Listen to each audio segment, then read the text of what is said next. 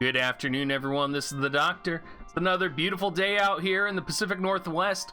I hope all of you guys are doing fantastic today. I talked about this video coming out, and we're going to be going over every single level of the Deep Dungeon. It's going to be a full guide on what you should be preparing and what you should be bringing. We also have a expandable image down below in the description that you can click to the full text version of this guide. So make sure you check that out so that you don't have to keep thumbing through this video. And before I jump in and start talking about it, I do have a couple special thanks to give.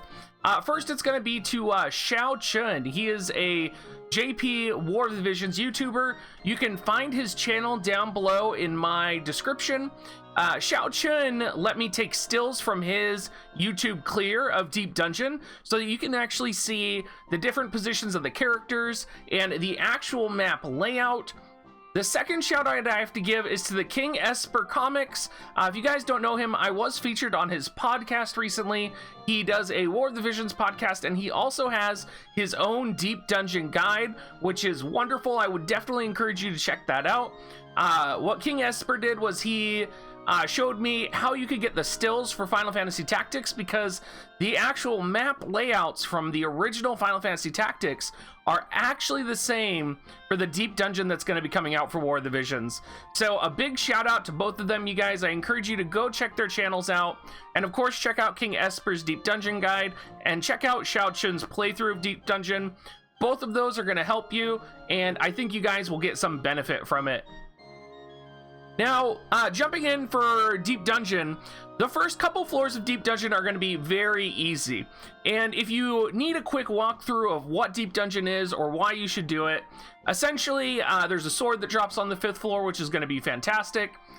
You will see more details that will actually be publicly put into the notices. And it's going to be really good. You do have to clear the entire dungeon once and then clear again to the 9th floor in order to get enough materials to max the sword out. So keep that in mind. And the enemy levels as we progress through the floors do get higher, and it does get a little bit more difficult. So you can see on this first floor, there's just going to be a bunch of level 20 enemies. You can see down below, there's a steep cliff, essentially. We're going to be starting at the top of the cliff. I would honestly just auto this. If you have a B team, I would just throw a B team or a C team on this and just auto the first couple of floors. There's not really a reason to really go into deep strategy on these floors. The level 20 monsters are really weak. Really what this floor and the first 3 floors are going to be doing is just kind of drawing time and biding time. So I do have the enemy descriptions and the floor layouts for the first 3 floors. What I would say for the first 2 floors, you're just going to want to put jump plus and move plus. The enemies on the 2nd floor are going to be level 25, but you don't need to particularly prepare for them. I would make sure if you're going in, you're turning abilities off, because you don't even really need to use abilities until we get to about the 3rd, 4th, or 5th floor. And even on the 3rd floor, if you have rangers, or you have level 99 units, or you have an evasion team, it's just going to be a really quick mop up. It's going to be really easy for you to jump in and just shred those enemies. Even for those players who might be new to the game, it's going to be a breeze. You guys should be able to get to the 5th floor and get that sword, even if you are new to the game. And even if you can't max this sword out, this sword is going to be very good for you guys to get. Now, approaching the 3rd floor is when we're going to start seeing sort of the single element chain scares that are going to come with us. Specifically, this floor will be focusing on slash type. I would personally recommend ranged attackers here, particularly Lucia would be very powerful. Again, though, the enemies are level 30. They're not going to give you very much cause for harm or fear. Again, honestly, you could probably auto this. Now, the 4th floor is when things get a little bit more difficult, and that's because the enemies are going to be all Malboros. Now, if you do have an evasion comp, you can even probably auto this. However, if you maybe don't have maxed out characters, or you're taking your B team in, you're going to want to take a couple of specific things. First and foremost is going to be a unit with Esuna. That'll be any unit with access to White Mage or Red Mage. That could be Ayaka, that could be Phoebe. Personally, I love Phoebe. and if you guys don't have Phoebe leveled, I would definitely recommend it for PvE content. If you guys actually didn't see my Twitch clear of the 19EX floor, I actually cleared it with Phoebe last time. So if you have Phoebe, if you have the time to level an SR unit, Phoebe has been actually like absolutely fantastic for me. She might not be the best in arena or in live PvP. I would definitely recommend her for PvE though. Of course, you're gonna have a lot of earth and wind element enemies. So any sort of wind-based ranged attack unit, whether that's wind magic or like Lucia, again, is just going to shred these guys. Again, they're level 40. You could bring an ice unit. The only thing you really have to watch out for is stacking your units and watch for bad breath. And even then, I have a feeling you're going to be one-shotting these enemies anyway for most of the player base out there. So I wouldn't be too concerned about the 4th floor. Now, the 5th floor, on the other hand, I am actually a little bit concerned about, and I do think you should be preparing for this floor. The reason why is your enemies are a bunch of mages, and there's a lot of units who do not have magic resistance. We have a lot of abilities for resistances, and unfortunately, we don't have very many cards that actually offer magic resistance. And so, even if they are only level 45, their capability to chain, their capability to cast area of effect magic is going to be very powerful. You're not going to want to clump up your units. And I would say there's kind of 2 ways to clear this. The first one is going to be with a magic tank. That would be like Rain, Agrius. If you don't have a magic tank, you could even gear up Mont with like Leonis Castle. If you have the War Mech card, the War Mech card is going to be really powerful here. And I would just push down and I would just slaughter them as fast as possible. I'm going to be putting units with high movement, high jump, and I'm just going to be dashing towards them. And that might be like a suicide run, but honestly, if you kill them before they kill you, you'll probably be fine. Just don't clump your units up, spread them out, maybe throw in a healer in there, but honestly, I'm all about get in there and deal the damage to get it done. They're only level 45. Yes, they'll probably deal a chunk of damage to you, but they could be dealing a lot more if you clump up or if you get bottlenecked, because all of these maps, if you guys haven't noticed, are very bottleneck oriented, particularly as we get to some of the later levels. So you're going to have to really be aware of positioning, and in the darkness that can actually put you at a disadvantage, right? Because remember, it's going to be really easy to get disoriented here. So if you don't know the clear path down, like on this floor for example, if you just like can't find your way to the black mages or you miss position, like you're just going to get nuked by ranged magic attacks non-stop. The 6th floor is going to have ninjas, it's going to have rangers, and it's going to have slimes. This floor is a little bit unique. You are going to want to bring Poisona. The slimes do have the ability to poison you. And of course, you're going to want to bring missile resistance. Now, you are probably going to get nuked by the ninjas, and the ninjas actually would be what I would be most concerned about, just because I know that Suiton can deal some pretty sick damage, especially if you have the chains already built up on a character. So what I would say is probably target the archers first. I believe the ninjas are later on in the map. Get ready, bring a Poisona unit, or bring an evasion team that's not going to get poisoned. Take the slimes out, push your way down, and if you do have units that can attack through walls, that is going to be very useful on this map. So that's going to be units like Sid or Gafgarion or Warrior of Light with shift attack, or Frederica or any magic caster. That's going to be important because essentially the entire battle map is in the shape of an S. So you have to go down one side, down the other side, down the other side, down the other side to get to the bottom. So there's going to be lots of movement, and the enemies are basically designed to attack from the other side of the wall. Getting down to the 7th floor, this is where things are really starting to amp up and get serious. You're going to want to bring Earth Element. You've been saving Mont. Mont has been waiting for his moment to return to your roster and deal some damage. This is the place for Mont to emerge.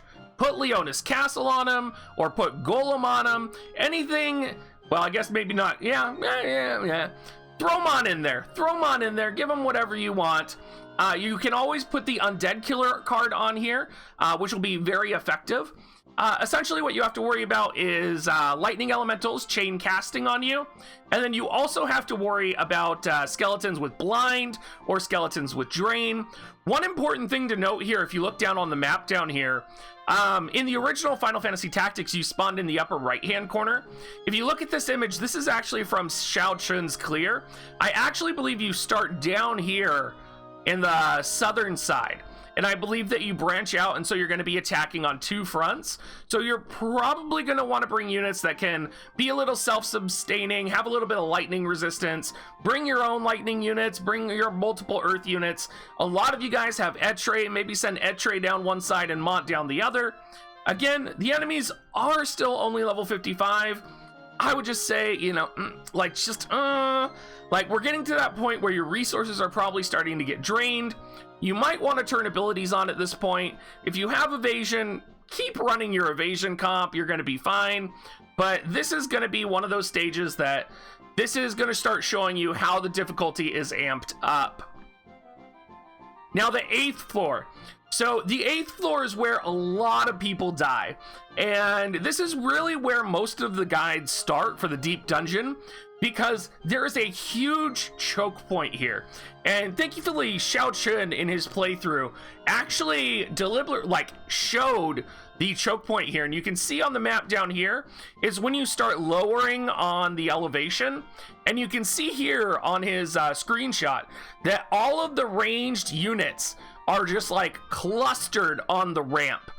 And this is not a good situation, because they are just going to be picking apart your team. You're not going to be able to access them unless you have range height attacks. You're not going to be able to access them unless the bodies disappear with your melee units.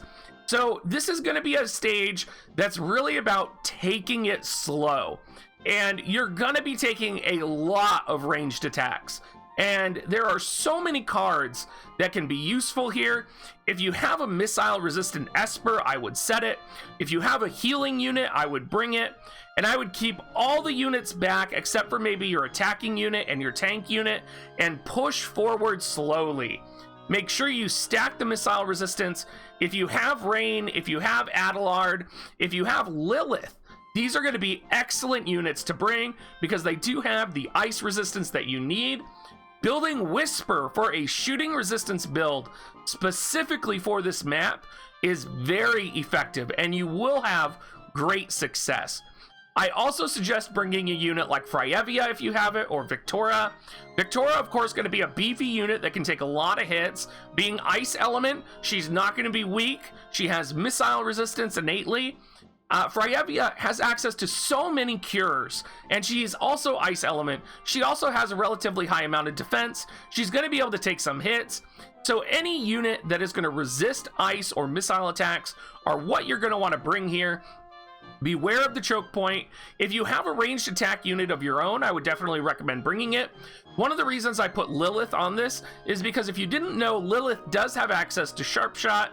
So with Lilith Sharp Shot, with Adelard's Jamming Thrust, it's going to be very effective in terms of the range height. So Jamming Thrust does have a higher range height, and so does Sharp Shot. So they do have the elemental advantage. They do have the defensive capabilities. Adelard also has the curing support. So they would be very effective units to bring to this map. Now the 9th floor. This is the floor that is essentially like the 19th floor on Tower. This is your Evasion Nightmare, part 1. This is part 1 of your Evasion Nightmare. This is going to be all of your accuracy gear, and it's going to be all of your units that can get guaranteed hits. Any type of slash resistance you can bring is going to be critical. That's going to be Iron Giant for sure. Put that on one of your units. You're going to need that slash resistance. They are all slashing. They are all wind element. They are just going to be chaining on you non-stop. You can also get accuracy from putting on, say, the Reed card that we all got, right, for party-wide accuracy. You can also put on, I believe it is the Wazette card. No, it's not the Wazette card. It's the Crystal Sanctum card. The Crystal Sanctum card is a R-rated card, make it sound like a rated R, but it does give a specific unit plus 25 accuracy. So if you just have no units with access to guaranteed hit abilities, that was me when I did the 20th floor on tower. And what I did was I took my Sid, I put Excalibur on him, and then I put the Crystal Sanctum card on him for an additional accuracy plus 25.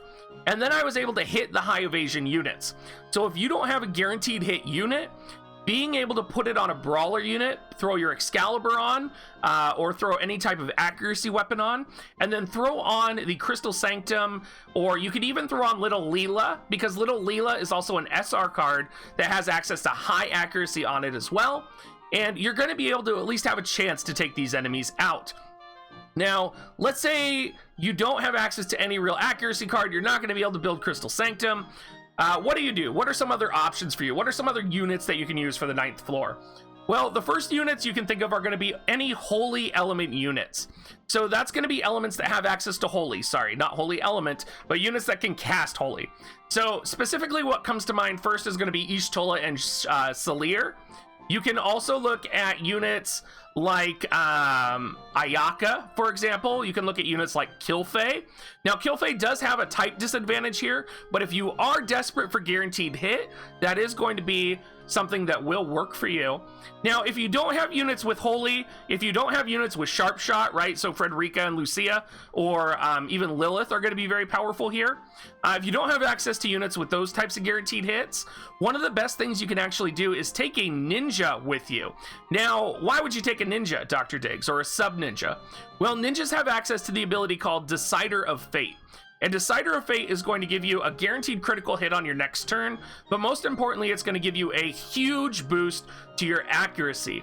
So one of the techniques I used with Ishtola when I was on the 20th floor, I actually, besides Sid boosting his accuracy, I had Ishtola sub-ninja, or sorry, not Ishtola, Medina sub-ninja, use Decider of Fate and then cast Flare for that guaranteed flare damage, and that's actually how I finally killed the Venera on floor 20 of Tower, is I used that Decider of Fate into Flare once my Orlando had already weakened her. So that's going to be some very viable strategies that you're going to want to look at. And of course, if you can, I would bring a healer, I would bring a support. You're going to be looking for the long, drawn-out battle. Now, once you finish the 9th floor, you are going to have access to the 9th floor EX. Now, you're going to want to do this, and there's a couple ways you can actually cheese this. And if you look here, the top image is going to be the first image, or the starting position image. And you can see all of the enemies are going to be level 90. You have a couple zoos, you have a couple soldiers, you have a couple thieves, and you kind of have just this variety of enemies. Now, of course, since we're fighting zoos, Pierce is going to be very powerful, so Victoria is going to be effective. One thing you have to be aware about, though, is that the enemy thieves can charm. Now, the thing with that is, though, you can charm the enemy thieves as well. Now, I don't know if this is a strategy I would personally use, but from what I've read on Ultima, if you are struggling with this fight, you can actually send like a Ziza or any of your units. You could even use Zazan, for example. Send them forward, charm a thief, and then the thief will start charming the other thieves and the other units, and then you'll have like an army of charmed soldiers fighting for you. That's just one way I've heard to cheese this. Another way I've heard is that you can actually bait the enemies one at a time. So unlike the 19th floor EX where you kind of move forward and take the enemies and then like it triggers the whole wave at once, you can actually pull the enemies essentially, right? Move one of your allies within aggro range, if you want to call it that, bait the enemy towards you, or bait the next wave of enemies, retreat, wait for them to come to you, buff up, take them down. One thing with the strategy that they did want to make apparent is that whenever the soldiers are near you, the soldiers on this map actually have 97 faith, so they will use Paralyzing Edge with a very high chance to paralyze your units. On the flip side of that, because they have such high faith, they are vulnerable to status effects. So depending on the position of the map, you may want to position a unit like Agrius, or you may want to position a unit like Delita. Even if they're only level 89 or even 79, you could probably move them into the space to land stop on those two soldier units. Keep in mind as well, with the 9th floor EX, You do get restoration to full HP every time you run through, and it is exempt from the standard tower rules that you do have to sort of, like, you only have a certain amount of abilities and all of that. Like, everything is unlocked when you're doing the EX quest. One last thing about the EX that is different than the tower is it doesn't spawn a different mission. When you spawn the 9th floor EX, we'll actually go back here to the 9th floor. You can see here on the mission select screen, you have normal on one side and EX on the other. This is really easy to miss. And when you don't have an EX floor just popping up and saying like, oh, I'm an EX floor, come to me, you could quite easily miss the access to the EX floor. So make sure once you finish the 9th floor, you go ahead and you click that EX button to do the EX floor. Now, you've done all of this and you've finally made it to the 10th floor. Now, the 10th floor is going to be your worst nightmare, but I actually think it's a lot easier than the 20th floor that we experienced in Tower. Because what you're going up against are not enemies that have like crippling evasion, or you're not going up against a million enemies at once, and you're going up against chocobos that have clearly defined weaknesses. Now, you're going to want to kill the yellow chocobos first if you can, because they have Choco Cure. For anyone who's played Final Fantasy Tactics, they'll know the yellow chocobos just run the hell everywhere and heal their allies. The yellow chocobos do resist slash, so the best way to take them out is probably going to be magic or a dragoon or even some type of missile attack. And we will go over all the different elemental weaknesses of the chocobos once we kind of get over the general review here. The black are weak to slash and resist pierce and magic, and the red resist magic and are weak to slash. So black and red you can kill with slash attacks, and the red ones are the dangerous ones because they're going to cast Choco Meteor on you. And my recommendation would be push forward, have a tank go first, have a high slash unit go with them, and try to take them out one at a time. Now, some different tanks and different strategies you could use here. Warrior of Light works great. If you have access to Rain's TMR, Rain's TMR is so powerful. If you have the ability maxed out, you don't even have to have access to Rain. Just being able to pop his ability for that increased spirit is really going to help you against Choco Meteor. You could bring a different magic tank. You could bring Agrius. You could bring Dario. You could bring so many different units. I think if there were card recommendations, I'm definitely going to say bring Odin. Definitely bring Leonis Castle because that's one of your only ways to resist Spirit. And I do believe Choco Meteor is single target. Hopefully I'm not wrong on that. I would bring Victora or any type of Dragoon you might have. Thancred would also be a really great choice here, because when you have a unit that's jumping, they aren't going to be a target for Choco Meteor, so you could actually create like a wall of jumping units. You could even have Warrior of Light sub-Dragoon jumping so that Choco Meteor doesn't land on them. So there's a lot of different strategies you could use here.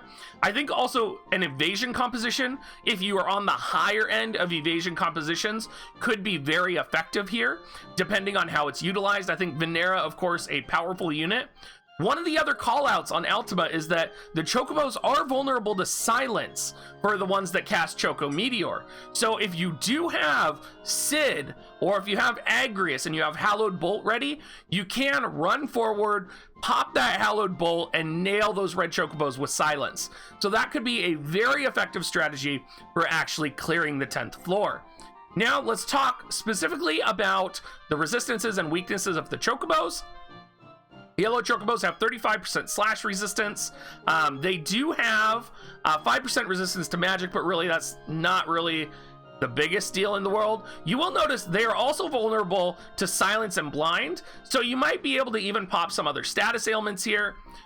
You can see the black Chocobos are resistant to pierce, missile, and magic, so you're going to want to take exclusively slash. They are also vulnerable to silence and blind as well. And you'll also notice they do have maxed out Brave and Faith. And then the red Chocobos are weak to slash and they are resistant to magic. However, they do have that 20% weakness to silence. So silence is really going to be very effective for you when you do get to the 10th floor. So having silence is going to be a very effective strategy for clearing the 10th floor. that does reach the end of our guide, you guys. I hope you all found this a little bit more useful. I wanted it to be a little bit more accessible of a guide than when I did my initial tower guide. And I hope you guys all find the PDF that we've created or the image that I've created down in the description as a really great tool to share with your friends. Giant actually is putting it together, and I actually feel like he is going to put it together really amazing. He's just basically going to take all of the slides here, put them all in a single document that you can reference for when you are actually climbing, or I guess descending, the deep dungeon. Thank you so much for watching, you guys. I hope you guys all have a super night. Do remember, I am going to be streaming tonight all the way up until reset, so hopefully I'll see some of you guys there tonight. It'll be from 9 p.m. to 1 a.m. Pacific time, assuming that there's no like secret extended maintenance or anything. Of course, if you are planning on buying Visior, please use my affiliate link dig.gs/coins, or you can go to dig.gs/offer for that special discount. And thank you so much for watching, you guys. Have a great rest of your day.